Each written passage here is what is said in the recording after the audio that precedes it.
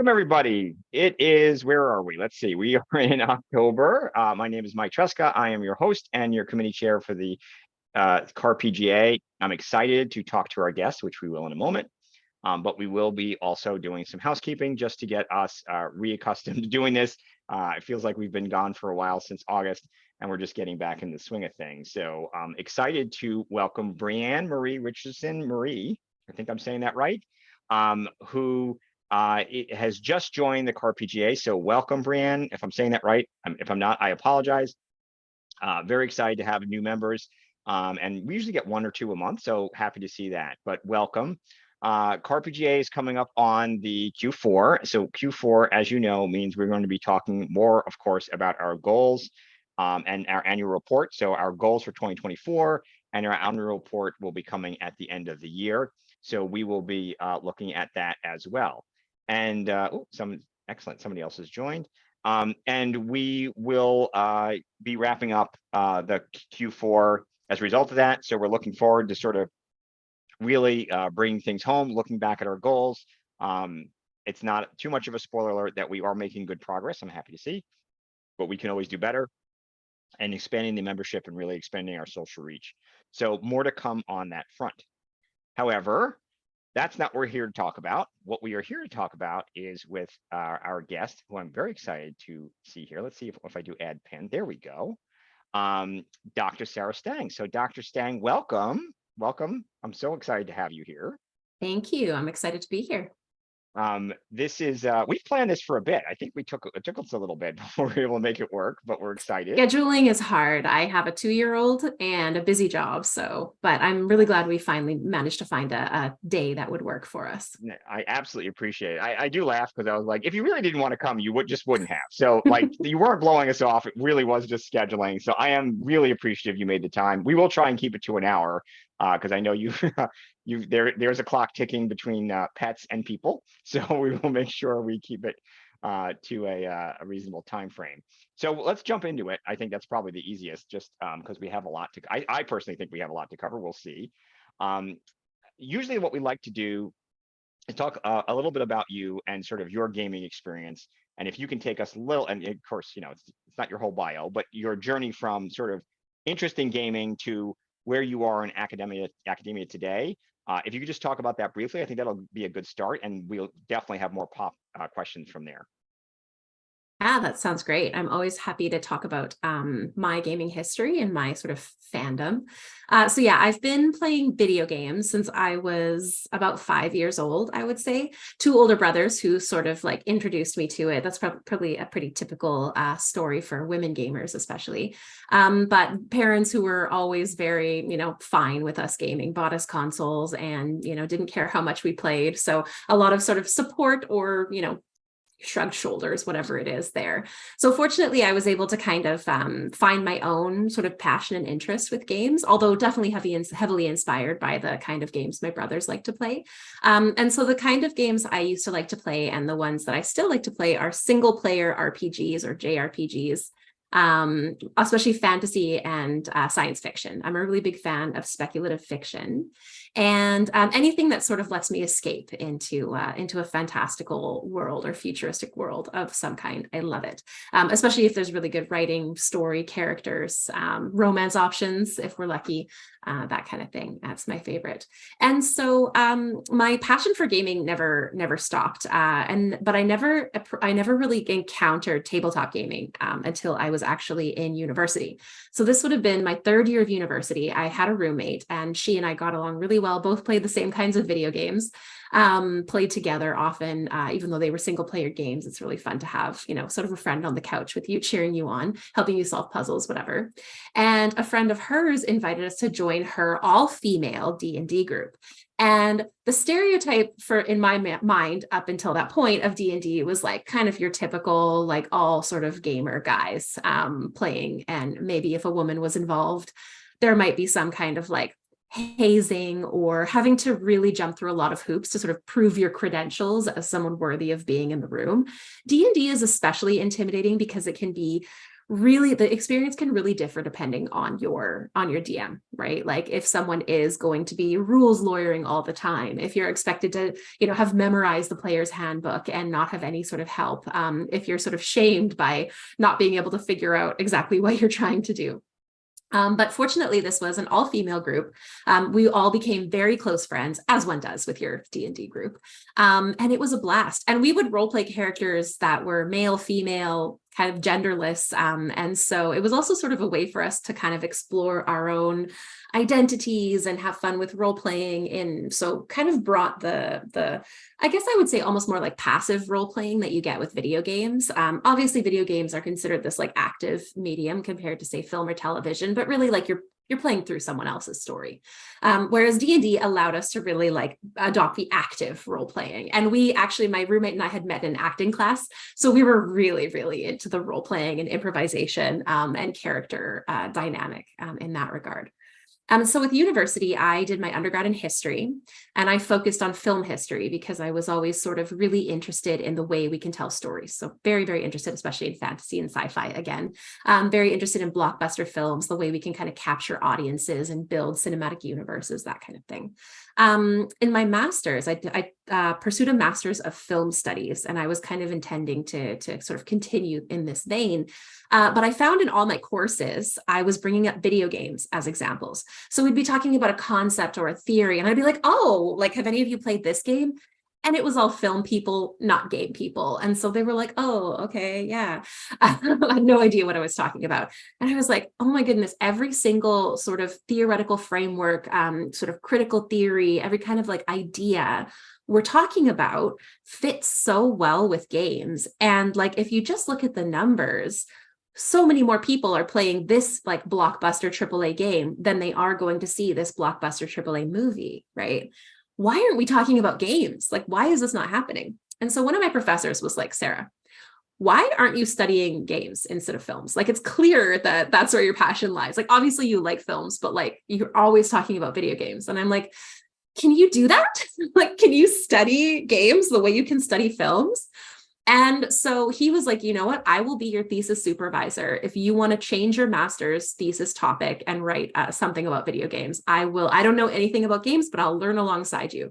And so we had a really quite fun and enriching experience housed in a film studies department, pretty like, well-established film studies department, but pushing into interactive media and sort of applying various kinds of film-related theories and ideas that had been in film for decades that the game industry just didn't seem to quite yet get, or maybe game designers don't take any kind of film theory courses. I don't know.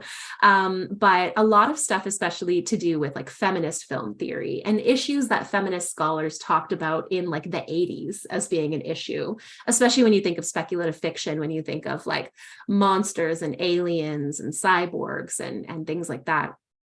But games were just doing the same kinds of things, contemporary games, right? And it was like this, I saw this complete disconnect between games and other media. And part of it is also because a lot of game designers don't get any kind of degree, right? So they might not get any degree at all. Or if they get a degree in game design, its focus is so heavily on programming or the use of a specific engine that they don't have space or even think about critical theory. And it's such a shame because there's so much stuff that we've learned, right? All of these kind of lessons learned and difficult times we've gone through in terms of like trying to reckon with our own problems in film and television would be so beneficial and useful for the games industry. But it's like they're reinventing the wheel. I'm like, we've already talked about this in film 30, 40 years ago. Why are you making the same mistakes over and over again? Why are you using the same stereotypes and tropes and cliches? So I continued on with my PhD, focusing on games. And so I did it in a communication and culture program at York University in Toronto.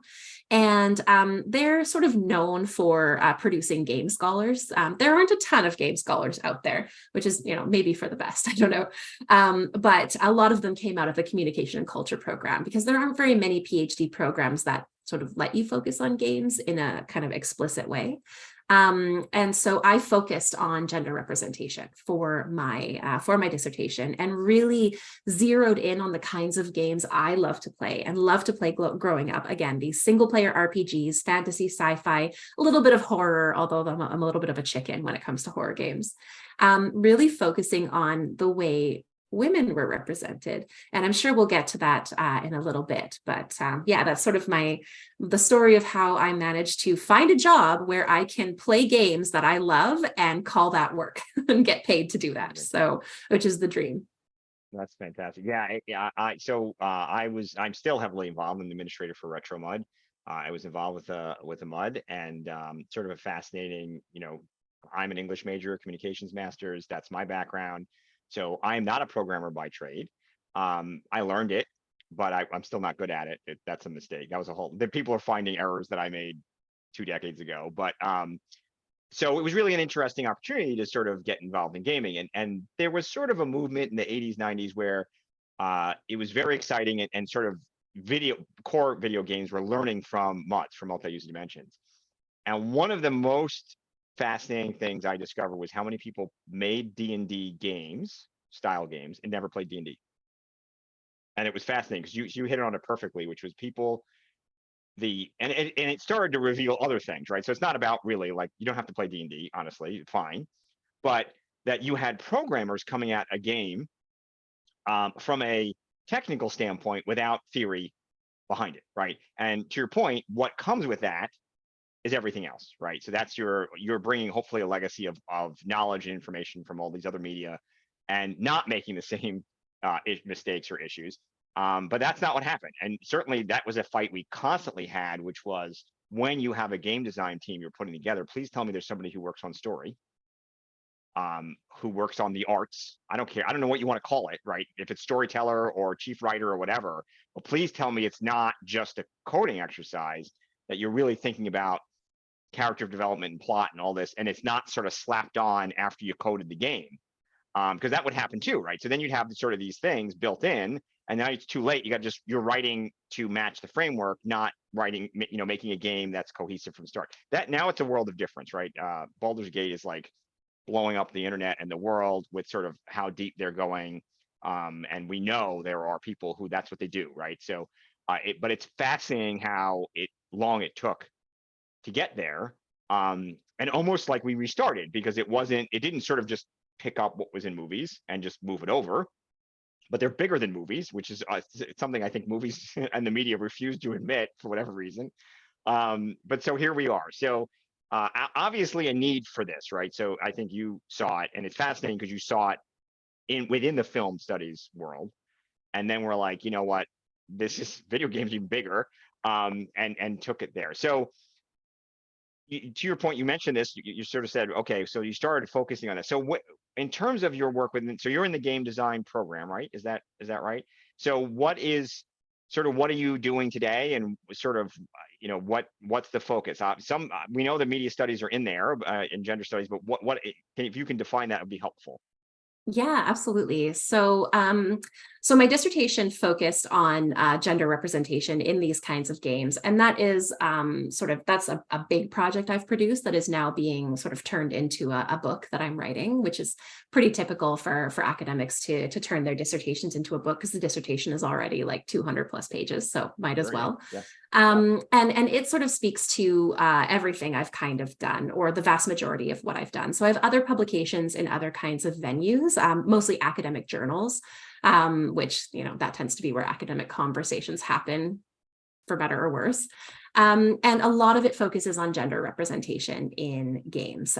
So I bill myself in general as like a feminist media scholar who specializes in games. I do talk about D&D quite a bit in my work, in my publications, although most of the time I'm writing on video games. And the game design program at Brock University, which is in St. Catharines, Ontario, pretty close south of Toronto, pretty close to Niagara Falls. It has a game design program, as you said, and it's actually housed in the Faculty of Humanities, and it's a joint program between the Department of Digital Humanities, which is my home department. And so basically that's Digital Humanities is one of those umbrella sort of categories that covers anything to do with, like, as you mentioned, like media, arts, and culture, and how it is interconnected with like digital media, right? With technology in general.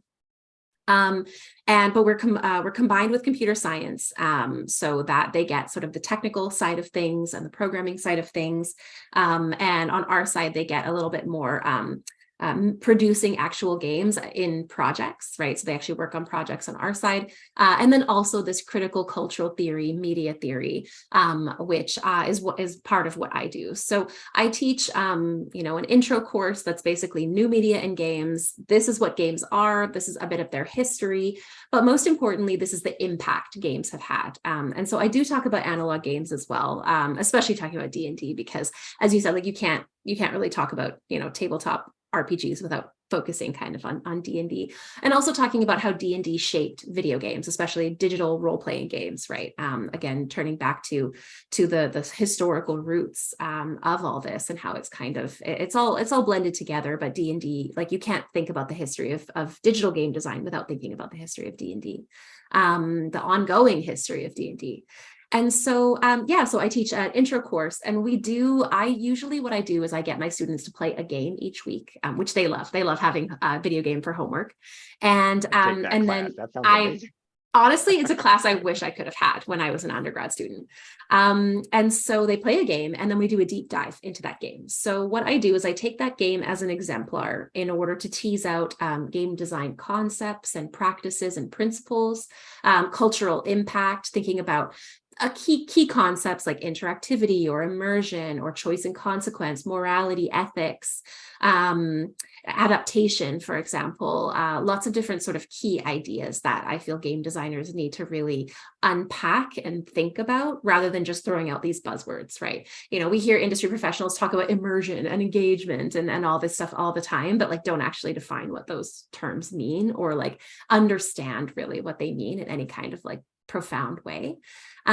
So we focus on the game as our object of study and really tease out all of these other sort of meanings and ideas. So the games I choose to teach are what I would consider part of like the video game canon. There are also games that I love, so there's definitely like a bit of bias there, but it's my class, so I get to do what I want. And then I also teach a third-year class on game criticism, where we really learn, for example, what the difference between a review and an analysis is, right?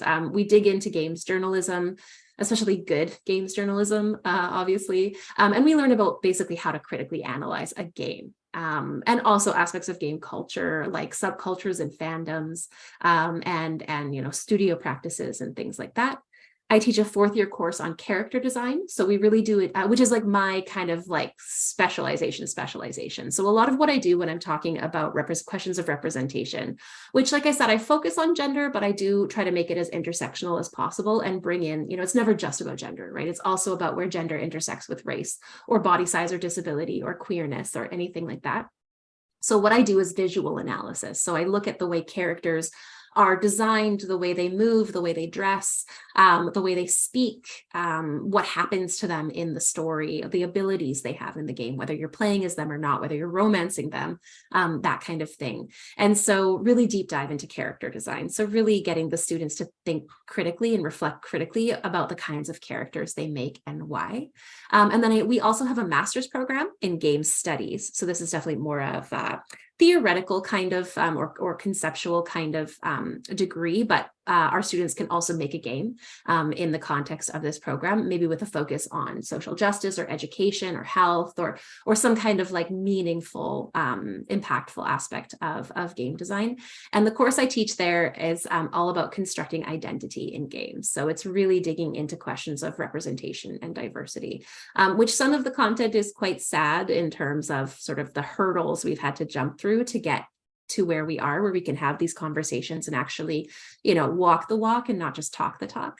But I really do love teaching in this program because the students they tend to be already kind of prepared or even expecting these kinds of conversations now. So first years coming into the program, they're not like, you know, the gamer bros of yore, right, that you might have seen, you know, behind Gamergate or something like that. Right. They're ready to talk about these things, and these are familiar conversations to them. And a lot of them are very diverse themselves, and so they really appreciate seeing an emphasis on diversity in games, and seeing games where, you know, they see their own concerns and their own lived realities reflected, which really shows us that this is changing. Things are changing. These are young people who are going to be going into the industry and making waves and changing things. So it's really wonderful that they're in a program like this where they do get that critical, theoretical, like reflective, like sort of aspect, along with the practical application of making games. And I imagine, you know, there's a spectrum of how you engage with the topic, right? So there's people who, I think if you just bring it up, there's a little bit of like, well, wait a minute, why are you attacking? You're like, no, if you go to the class, if you're engaging, you sort of get the broader conversation and the dialogue. I think as soon as you get outside of the academic sphere specifically, or like, you know, a paper you've written is being read by someone who's not, you know, necessarily in the class or in the academic circles, that's when you start to bump into the pushback. And again, I don't know that everybody's sort of even arguing points. I think the mere bringing it up starts to get people, you know, sort of the reaction can vary. Let's put it that way. So, I mean, obviously, this is a big piece of your work, but it's not your only piece, as you're making clear, which I think is good. And to your point, I think in the modern day, you cannot talk about sexuality without intersectionality, right? So that's part of it, is that it's not just one thing. It's sort of talking about all this, because it is, none of it's in isolation. So can you talk a little bit about sort of in specifically that, because as I was realizing, there was another one I just found now about Fiendfolio that I was like, oh yeah, I missed that too. So in the context of Dungeons and Dragons specifically, but role-playing games, video role-playing games, can you talk about your publications and what you've done? Because then I want to sort of talk about how they've been received, but I'd love to sort of hear what you specifically did on that, not to diminish any of the other work you're doing, which sounds amazing. But I do think it was just interesting because that was one of the topics that certainly has come up before for the CAR-PGA as well. Yes, absolutely. So my love of D&D never ended, even after I wasn't anymore part of that wonderful all-female group. We all graduated and went our separate ways, but we all remember it very fondly. And I have been a player on and off, a DM occasionally myself, and I just love it. I absolutely love again, that active role playing and improvisation, and the storytelling, the kind of like storytelling that gives you a lot more agency. You know, video game developers talk a lot about, oh, our game gives you agency because you can make choices, but you know, all those choices are pre-scripted and predetermined, right? It's an illusion, right? And I've published on that as well, sort of critiquing the concept of interactivity as a buzzword. But D&D really allows for a lot of freedom of expression, and so it can be taken as a text that could be like empowering for marginalized players, especially depending on the context and the DM, or you know, the story you're engaging with, the material you're engaging with, more so than many video games where, you know, maybe you're playing through and you're trying your best to play in a subversive way, or to think like, you know, to be critical of maybe harmful messages or stereotypical representations, hypersexualization of women. But it's really hard to negotiate with a game that way, because your only option when you're playing a video game is to stop playing. Right? You either continue on and do what the game tells you to do, even if it feels absolutely awful against your morality, or you stop playing, which is a non-option, right? That's not an option. Whereas D&D has a lot of problematic content in its texts, right? In the history of how the game was developed, thanks in a large part to the problematic nature of Gary Gygax himself, or like the assumptions and implicit biases he had and he made, but also the material he was drawing on for inspiration, whether it's Tolkien, whether it's your sword and sorcery, whether it's mythology, a lot of things that are quite masculinist and regressive in terms of like, especially race and gender, but also disability, queerness, body size, all those kinds of things. Age is a big one. Um, but you as the player have a lot more, and the DM have a lot more freedom to negotiate. Like you can play D&D and barely use any of the handbooks and the manuals, right? Or you can engage with them in a subversive way, where instead you play as the monstrous creature, right? And sort of think about what life is like being a monstrous creature. And so my area of specialization is gender identity, yes, but I really, really love monsters. So when I talk about character design, a big context is monsters. And so that's been a focus of quite a bit of my research, is looking at how monsters are, how they're incorporated, how they're treated, because they're usually just the adversary that you then murder. But most importantly, what they look like and who they resemble, right? And so looking at D&D, I talk about D&D quite a bit in my dissertation. I especially talk about the succubus figure, the siren figure, the harpy, and the hag. I really zero in on the hag. And I also talk about the hag a lot in another publication in Games and Culture, which looks at the bestiary as this like historical text of like oppression, basically, because the historical medieval bestiary would collect a whole bunch of like creatures, whether real or fantastical, like unicorns or chimeras or whatever, alongside like actual people. So women and people, racialized people, were sort of categorized as monstrous, as beasts, as non-human or subhuman, alongside like animals and other kinds of creatures. And sometimes it would be women, but like loosely veiled, right? So, oh, it's a siren, right? So, or a mermaid, right? So she's only half woman, therefore we can dehumanize her and slaughter her en masse. And it's like, I'm sorry, like she can speak and communicate with you and has like a culture and a life. And just because she has a fishtail, you get to murder her. Like, so monstrosity has been my focus because it's often used as a veil to justify the dehumanization of these characters who are very clearly just like women with bat wings, or like a fishtail or whatever, or like a Black person with tusks or horns, right? Or an Indigenous person with pointy ears, right? Whatever it is. A lot of it, like some of it's a little bit more symbolic and subtle, and the coding is something you really have to unpack carefully with like looking at some nuance. Others just in your face. Others is just like, well, this is just a naked woman with bat wings, and the whole point of my play session is to just like murder her violently and then loot her corpse. How is this okay? Especially if you take into account older iterations of D&D and also video games, where you also get to sleep with that character. And D&D had a really rough period of time where you could basically actually role play a sexual encounter and roll to determine if it was consensual or not, how pleasurable it was. There are a lot of fraught history there, especially when it comes to gender. And so I also wrote on the Fiend Folio, which is an interesting version of a monster manual. So it's not the official monster manual, but it's like a semi-official crowdsourced augmentation, I guess, another bestiary. And so this one is interesting. So the monster manual itself is interesting to look at, sort of the official channel of this imagination of monstrosity. And a lot of those monsters originally designed by Gary Gygax. A lot of them drawn from mythology. So he was just being derivative, as a lot of media is. Whereas the Fiend Folio was like fans sending in submissions for these monsters. And so that kind of tells you a little bit more about like broader fandom and what the fans sort of imagined as monsters. Still some problematic content. And so I have an article in Analog Game Studies looking at there are only 4 like overtly female monsters in the Fiend Folio, and every single one of them is problematic, unsurprising. It either in how it's culturally appropriative, or in its like sort of the way it sort of demonizes women because of their like sexuality, or something like that. So that was an interesting kind of look, especially because the vast majority of monsters are either genderless or male coded.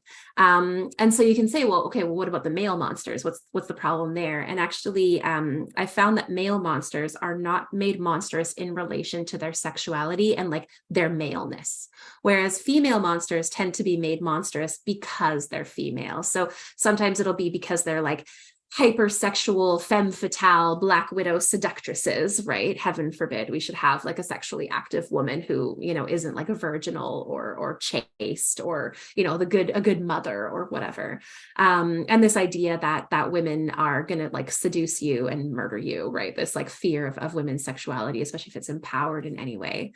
Or they're like either pregnant or maternal. So this sort of demonization, like almost literal demonization of like pregnant bodies and maternal bodies. So either you'll have like a pregnant monstrosity that gives birth to monsters or to like spiderlings or something, or you'll have like the maternal monster that's like very much coded as like monstrous in relation to the fact that she is either the mother of monsters, or you know, she's a villain mother, right? So a bad mom. And we see this with witches a lot as well, classic archetype. Or age is the other one. So men in popular culture and media, of course, but also in like reality, are not their aging process is not as horrific to our cultural imagination as women's aging is, right? Men are allowed to get old. In Hollywood, male actors are allowed to still be stars even if they're old, and they're allowed to have super young wives, and it's fine.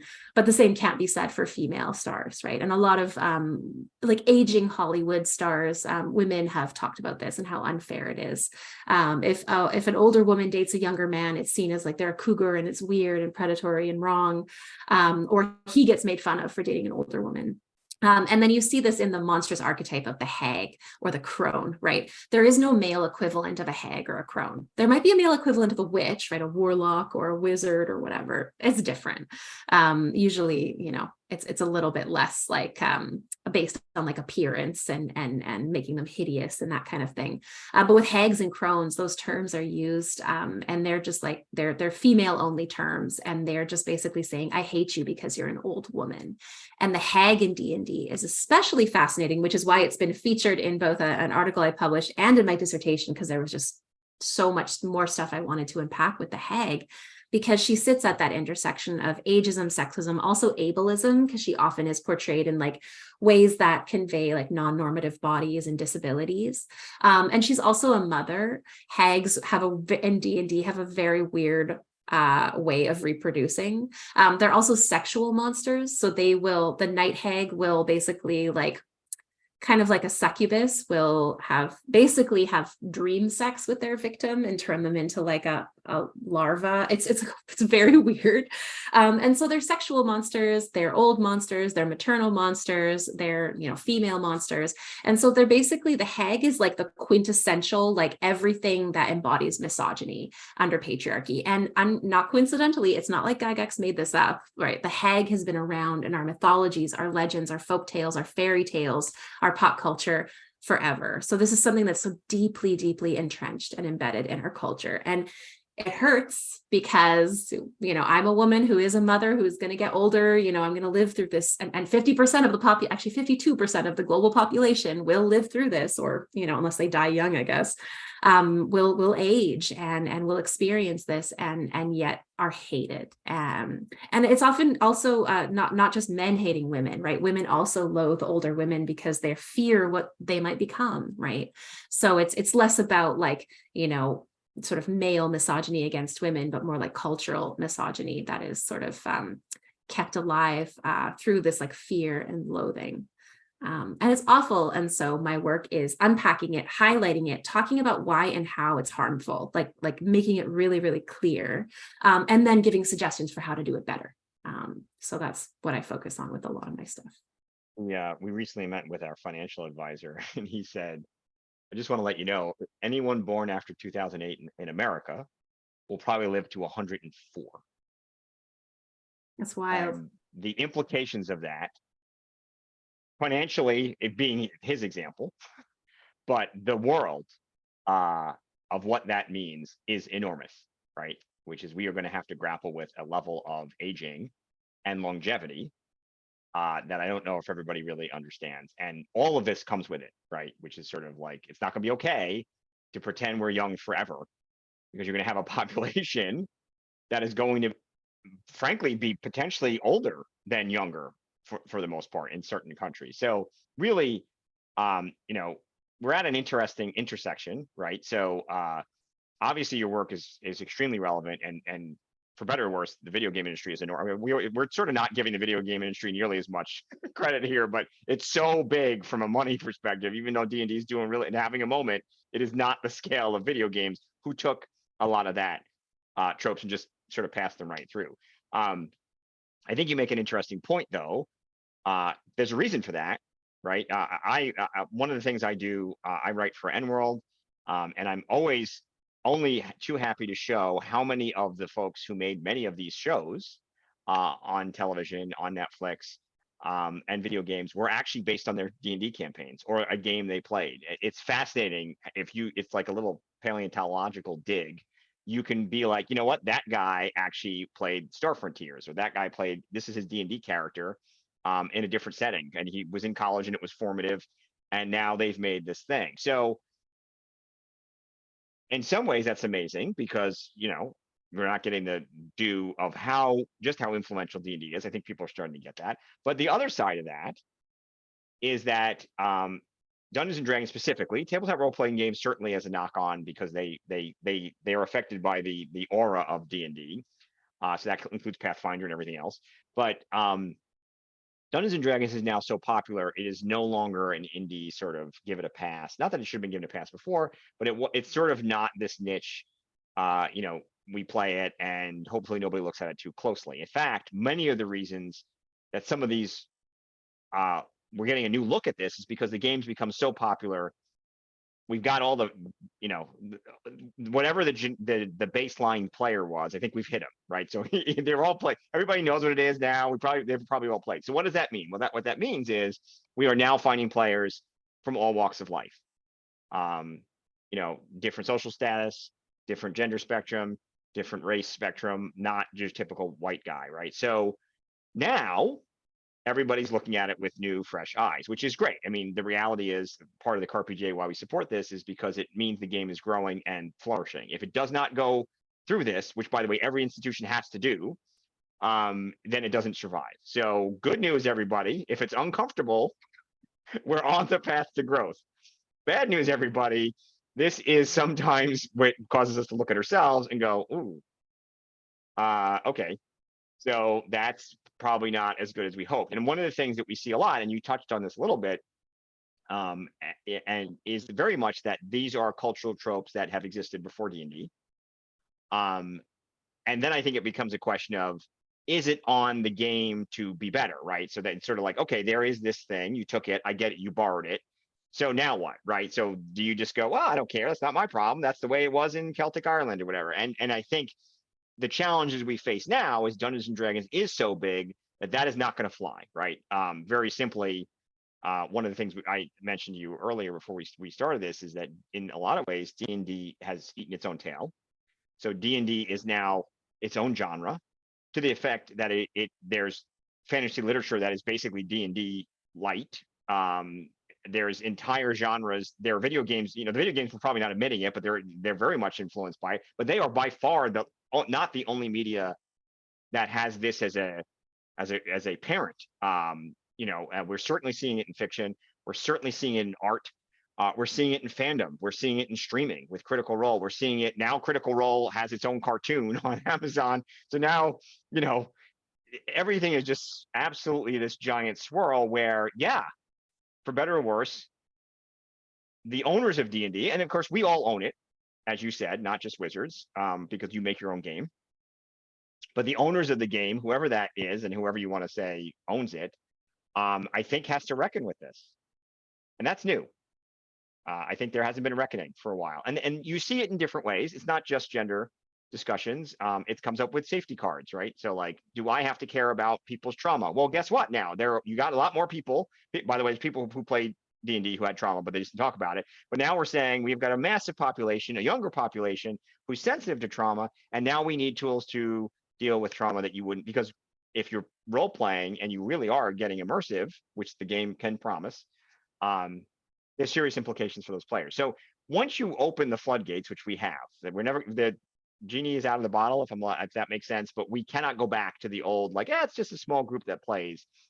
We are there. And so what that means, what does that mean? So that means the game changes. That means the phrases change. So I had made a choice. I'm going to keep bringing this up because I was like, I said it before they did, but we were like, I'm not going to talk about races anymore. That's a fantasy construct from Tolkien. Not saying that wasn't the way it was done then, but now race in a modern parlance has a different phrase. So species is probably a closer approximate, a little bit more neutral, a little bit less baggage. It's a little bit more open and frankly welcoming. And then Dungeons and Dragons actually decided, Wizards of the Coast decided that was what they were going to do. So yay. But we didn't reckon with gender. And every once in a while, you'll see somebody say, what about hags? Specifically, what about hags? So what about hags? What happened? Why? I think we're moving directionally better. But what about hags, right? Like that's not, maybe we'll be surprised. Maybe they'll see this podcast and I have some friends in Wizards actually, and maybe they'll be like, oh yeah, right. But I'm here, like why aren't we there? I think we know it. I've seen sort of a kind of a weird wiggly defense that says everybody can be a hag. I'm like, okay, guys, everybody can be a witch, I guess. But so what about hags? I guess is my question to you. What do you think is sort of, because we're there now. I think if you keep going, you pull at this thread, alignment came up, right? So they were like, well, it's not cool to say you're inherently evil, because boy, does that sound like things that people have done genocidal reasons, right? Okay, well then why is it okay to say you're uniformly evil because of your gender? You can't have them both, right? So what do we do? What is our stumbling block to addressing this? Yeah, so I absolutely agree. It's infuriating. I'm so glad that the conversation about race is happening, especially considering orcs and drow and how just like obvious they are. And how much especially the orc has influenced other media. I mean, obviously we can stretch the orc further back, especially with Tolkien, right? His work is racist. You know, we can love his work as much as we want. We can love Lord of the Rings as much as we want, but you know, the way he sort of framed the good versus evil is white versus dark, right? The way all of his heroes are white, some of them like excessively white. We have letters from him where he wrote that you know, I think it's goblins resemble the most unattractive mongoloid races. And he like said things like this. We have quotes of him saying things like this to his editor. And so like, yeah, we can be like, oh, you know, he was a product of his time. And that's just how people talk, but it doesn't excuse it, right? That doesn't mean that isn't a problem, right? It was probably a problem then actually. And surely it's a problem now, right? To use this work as so much inspiration. And I'm shaking my finger also at Peter Jackson's adaptation because the Lord of the Rings films just copy that, right? The Uruk-hai are almost all played by Maori actors. And so it's kind of like, oh, so the Uruk-hai are just indigenous people, I guess. So it's very, whereas of course all the main hero cast are white. So it's definitely a conversation that, sorry, my cat just jumped off on my table. A conversation that's been happening, focusing on race, and again, highlighting the orc and the drow as really like particular, so just gonna give him particular issues here that are just like so obvious that it's like, why did it take you this long to address this? Especially with the alignment, you know, categorizing something as a race rather than a species also implies that, you know, race somehow doesn't exist among humans, right? Like, so okay, so if you supplant race with species, you're basically saying, yeah, all humans are either white, which they were for a long time in D&D, or yeah, race just isn't something we have to talk about. It's a word that doesn't exist when it comes to like intra-species relations or something like that, which is just a nuance that could be interesting to explore in gameplay and, you know, just like a lived reality. Yeah, and so race has been a topic of conversation, and I do think you're right that gender is probably going to come next. It's weird to me that gender is taking so long, considering again that 52% of the population are women, you know, more or less. And you know, that's significant. That's huge, like that's half the world's population. I don't understand why people aren't talking about this. But I think one of the reasons might be that orcs and drow and you know, creatures like that are a little bit newer. They're more contemporary. Like we can stretch them back, you know, quite far, but they don't stretch back quite as far as say like ancient Greek mythology, right? The way that a succubus or the way that a siren, for example, does. Succubus even older, right? Ancient Mesopotamian mythology. And so I think that, and the hag it's hard to place a pinpoint on the hag figure, because evil old women, especially magical or powerful in some way, have been villainized in all global mythologies. Same with the succubus figure. There has been the seductive femme fatale monster in like tons of global mythologies, especially sort of ones we know more about and have more documentation about. And so I think that the problem is that perhaps misogyny is just so deeply embedded in our cultures, again, globally, that it's just harder. It's like a tumor that's too deep to dig out, right? It's almost like there's something fundamentally human about misogyny, and it's a shame. And we know that, as far as we know, actually, I should say, no human society has been matriarchal. Right. The vast majority of human societies documented that we know throughout history have been patriarchal. We have examples of matrilineal kind of more societies and things like that, but not the equivalent of a patriarchy, but for women. And so the question there is like, okay, is it part of human nature for like women to be oppressed, right? For men to oppress women, yes, but also women to be complicit in these systems. And so racism definitely is ancient. It is, especially if we think more about like tribalism and xenophobia, and monsters that target sort of like foreigners in general, even not racialized groups, but like the tribe next door, right, has turned into monsters because you're at war with them or whatever. But I think maybe misogyny is something that's like even more fundamental, more ancient. And so obviously it exists at an intersection. So it's particularly difficult to be a racialized woman, right? So you're doubly in trouble, right? In that case. And you can say the same about being, an old woman, a queer woman, a disabled woman. And if you're, an old queer disabled woman of color, like I think some game criticism rhetoric has talked about that as being the playing on hard mode, right? The hardest difficulty level there is. And so, yeah, like I kind of said, like it's a gross metaphor, but I feel like it's this tumor that's just so deeply embedded that it's almost become like part of our body, our collective human species body. And so I think it's harder to dig out. A lot of the time, it's also maybe a little bit more symbolic or coded than race is. Race tends to be skin color. It tends to be quite, or also like some phenotypes and some like clothing, tattoos, things that are evocative of like cultural aspects. But race is kind of an artificial cultural construct, right? Like from a biological perspective, it doesn't really exist. It's more of like a cultural category that shifts and changes. Not that long ago, Italians were not considered white when it came to like early 20th century, late 19th century immigrations and things like that, because they were Catholic, right? So race was tied up with ethnicity and religion and language, and not necessarily just specific phenotypes and skin color, but in general, like we can think about, some sort of like surface level aspects. And obviously gender is something that is like visible on the body as well for most people. But I think because it can be coded in terms of monsters or other kinds of non-human creatures, right? Not just monsters, but also cyborgs and aliens and things like that. Robots even, in more maybe subtle ways. Similar with queerness. Queerness often tends to be a bit subtle in its coding. It might be harder to see. And I think that monstrosity already makes issues invisible, because you're like, oh, well, it's just a monster. It's just the enemy. Of course, it's going to, evoke horror and be things that we talk about in fairy tales as being like the scary evil witch or whatever, because that's, something we've been scared of since we were a child. Of course, we're going to want to draw on like these fundamental human horrors. But when you think about it, like I said, where it's like, okay, but when you actually like pick it apart and ask the questions of like who you're actually representing here, when you show this like cackling old crone, who is that, right? Obviously not someone you think is ever going to play this game. Like you're not making it for that person, right? You should have all players in mind when you're designing a game.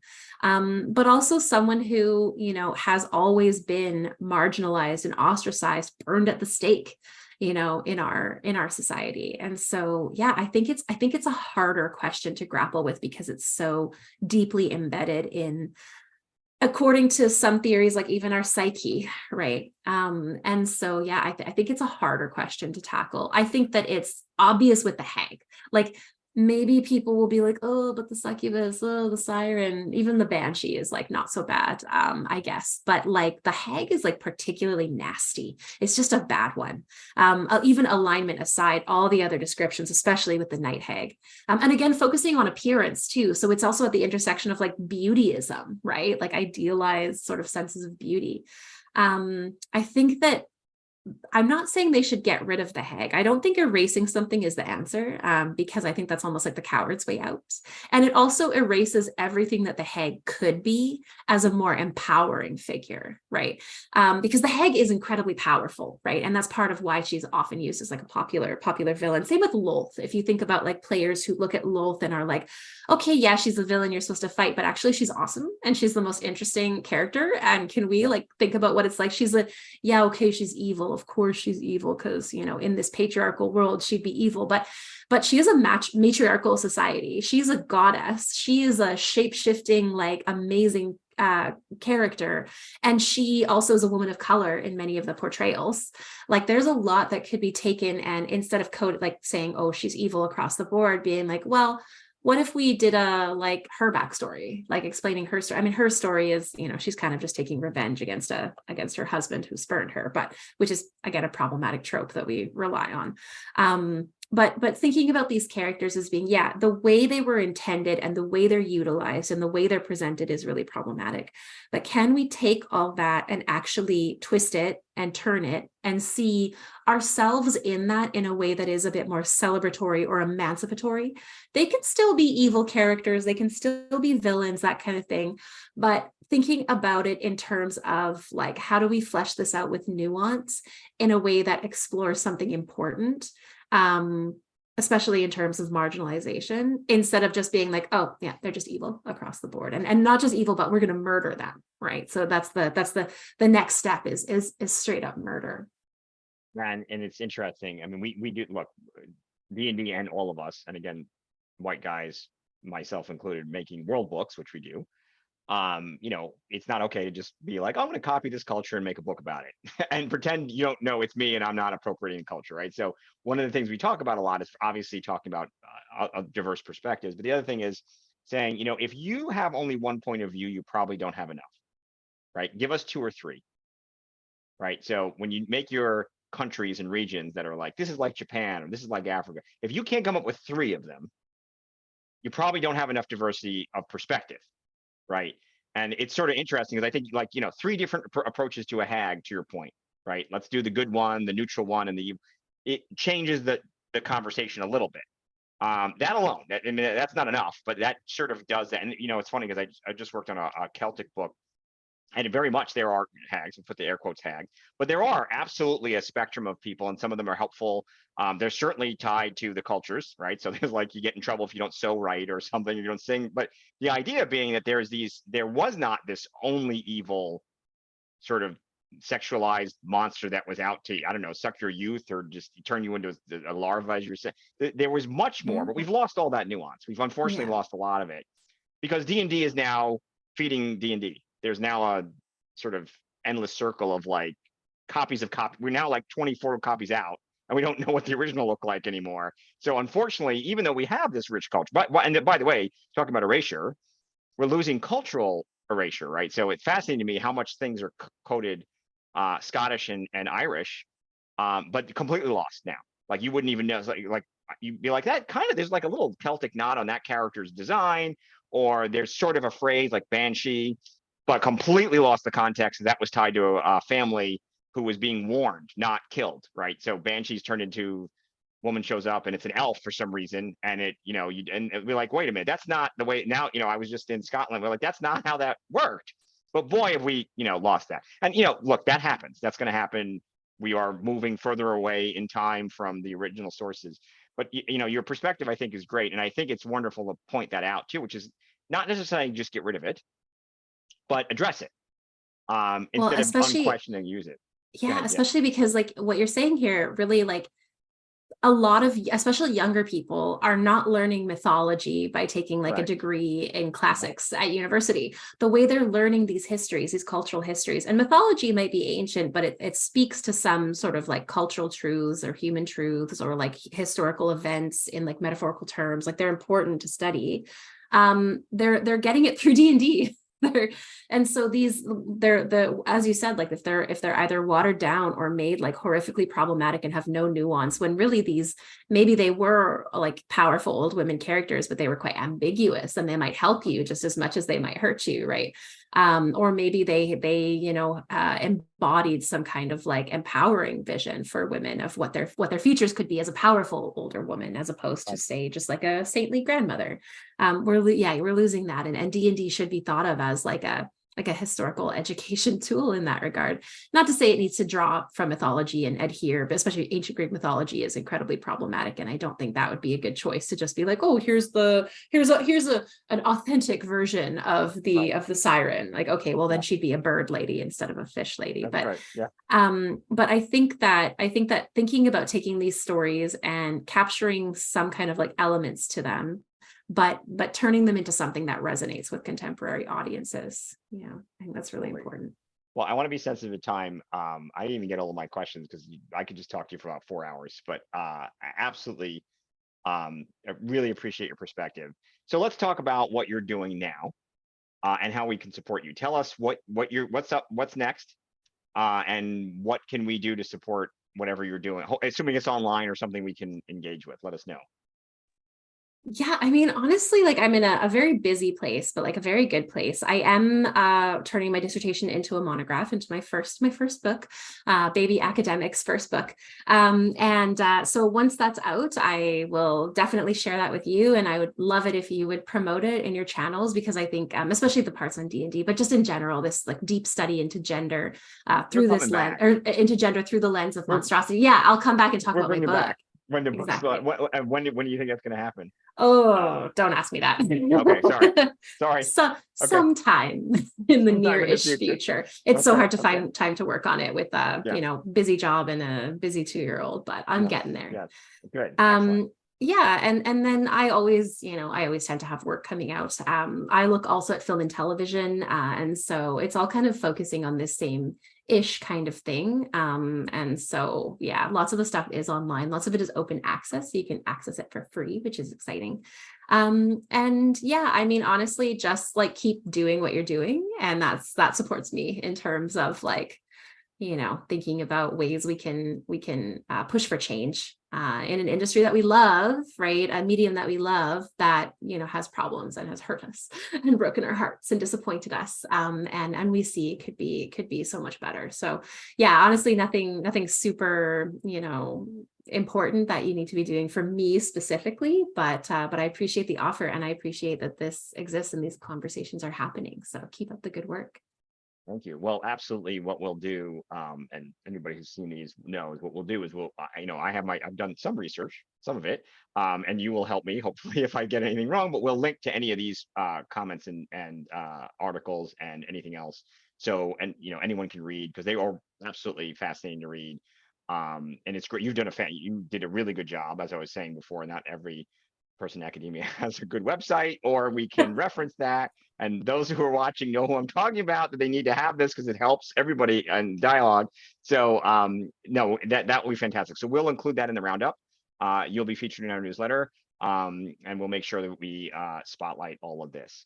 Anything else you want to share before we go? No, I guess that's the only thing I would say is like, if you ever, any members or anyone watching, if you ever have opportunities to, especially talk to students in game design, if they're sort of, or junior people entering into the industry, whether it's tabletop role playing, board games, video games, whatever, talk to them and help them learn to think about these things. Because I think that's the most important thing that I've seen as I've sort of starting off as a professor, is that, individuals, like, we can't make a ton of change ourselves unless we're like a big name in the industry. Academics grapple with that. Like I throw my complaints and criticisms out into the void, and who reads it? Oh, they're academics, and that's it, right? Right. But talking to people who are getting into the industry, especially if they're young, because they tend to be a little bit more maybe receptive to these ideas, or are ready to rock the boat because they know that there's a lot of amazing future here. Talk to the young industry people, support the young industry people, especially if they're marginalized themselves, because yeah, that's just such an important thing to do. And I will continue doing that with my students in my program. So We're on the front line of that. I'm always amazed when we have these conversations about mascots, and we, everybody's seen it. Especially if you're a parent, you just see these battles that erupt, and you're surprised how often they don't ask the students. Right? It's all these other people with opinions and baggage saying, "I think that's wrong," or "How dare you remove this mascot or change whatever?" And you're like, "Did anybody ask students?" Because then what happens? You find out they're like, "Yeah, totally change it." Sorry, I don't care about whatever attachment you have. So you're right. I mean, some of this is the future generations, right? As much as we bring our own thoughts and feelings to this, they're the ones looking at this with fresh eyes, as I said, and hearing from them and respecting them. They're the ones who are going to be playing when we're not playing. They're the ones who are going to be sharing when we're not sharing. I do think, as you touched on, we can provide historical perspective, which is so critical in a game that has probably been copied 1,000 times now. So whenever we can sort of provide some nuance, I think that's great. But yeah, we need to listen. And that's certainly part of the CAR-PGAs. That's why we want to grow, is for that reason. So you have been awesome. Thank you so much for taking the time to talk to us. thank you I for know having me. This has been great. It's always very it's, like energizing and refreshing to I talk know. about Well, this now I stuff just with want to people talk who for can. like 2 hours. We should be on a I know. panel and just go and go. But yeah, I we're not warned allowed. you. I warned you about this. But stick around because I'll stop the recording, but I just wanted to catch up with you after. Thank Okay. you so much again. As you mentioned, we will Welcome. have all the links. And I really appreciate you taking the time. I know you're busy, so I really appreciate it. Thank you No so much, worries. Dr. Stang. Thank Thank you. you. All right.